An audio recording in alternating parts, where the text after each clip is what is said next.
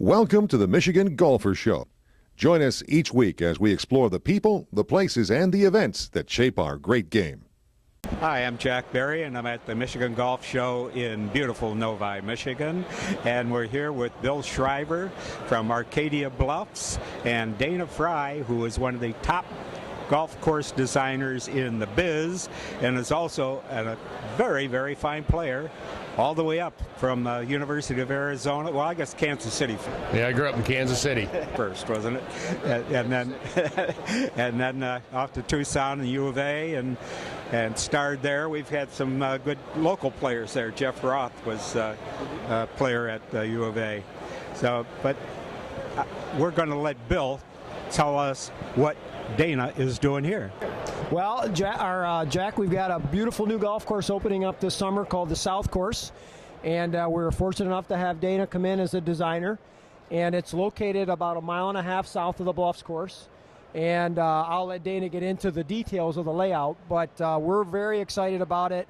We had a wonderful grow-in season last year for the growing in construction, and we're going to let it mature a little bit more this summer, and then we'll get it open right around August 1st.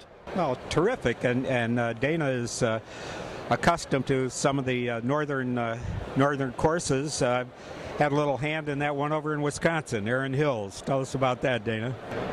Well, that was obviously a career highlight because never, when I got into the business, did I ever think I'd have a golf course that I was involved with that would host the United States Open. And it was a dream come true, and it's a very special place to me, obviously. So what brought you to Michigan for? Well, I met Rich Postma down in Florida a couple of 3 or 4 years ago now, when I hosted him to play golf at a course I did in Naples called Calusa Pines. And Rich and some of his friends played with me. We did that for a couple of years, and then a guy that works for Rich named Warren Henderson and runs one of his businesses literally called me up one day and said, "We're going to be working together real soon." I said, "What do you mean?" He said, "Rich is going to build another course and you're going to do it." And that's how it started. So the original course at Arcadia Bluffs is the experience is just overwhelming. Right. And a lot of it's because the setting is so spectacular, not only from the clubhouse, but from almost every golf hole. The view out at the lake is just mesmerizing, and people, they're just not used to that. And here we didn't have a lake, so you have to do something, and I really, it's like when you get older, you say how you realize your parents were smarter. Well, the older I'm getting here now, even in the last few years, you realize, well, I think what a smart decision Rich made, because he really has built something nobody has done. But the site at Arcadia, the South Course at Arcadia Bluffs, when I first walked on the property, I was with Rich and Warren, the three of us. I can't remember if you were there, Bill. Okay. And we went up to the area, which is now the third hole, which is the highest point of the property. And the site sits on 311 acres. And we were on the very north side of the property, which is the high point. And a lot of trees were up in there at that time, but you could still get in areas where you could see out way to the south, the whole, for a couple thousand yards where the golf course property was.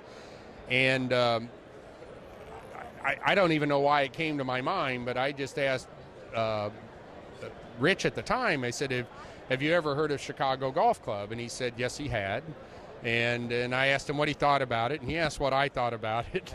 And I said, it's one of my all-time favorites. And it's most architects in their top 10. And most tour players would tell you it's one of the greatest courses in the world. It's loved. It was built back in the 1890s by C.B. McDonald, then renovated by Seth Rayner in the 20s. And I said, if we cleared these trees, I think we could really do a Chicago, a course that looked and felt like that old school, like Chicago golf was, but more how McDonald and Rayner built all their golf courses, where they look very simple when they're done, like they've always been there, and it just becomes this great walk in the park. And I think, and I think that resonated with Rich, and unbeknownst to me, and I didn't find this out for almost a year, Rich had felt the same way. He felt Chicago, that style of golf would fit out there. And again, I can't stress enough how we didn't copy anything at Chicago Golf Club. There's no copying of any holes. That wasn't the intent.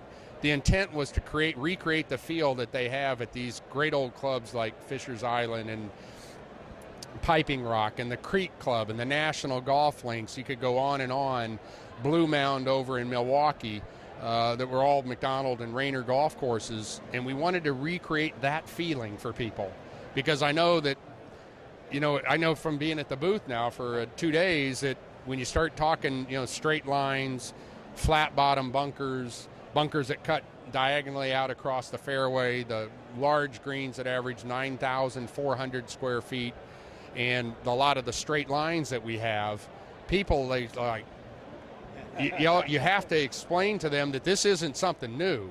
This is something really old. And I think that with the success of the first course at Arcadia Bluffs, which I've heard at least 100 people tell me it's their favorite place to go in Michigan here in the last 2 days, Rich knew that because this course is not on the water, it's inland, about a little less than a mile. We had to have a course that was really unique and could stand on its own. And I think that's where doing something totally different, like the South Course at Arcadia Bluffs, I really applaud Rich for taking the chance. And I think it's going to be wildly successful, because I think people are going to love it.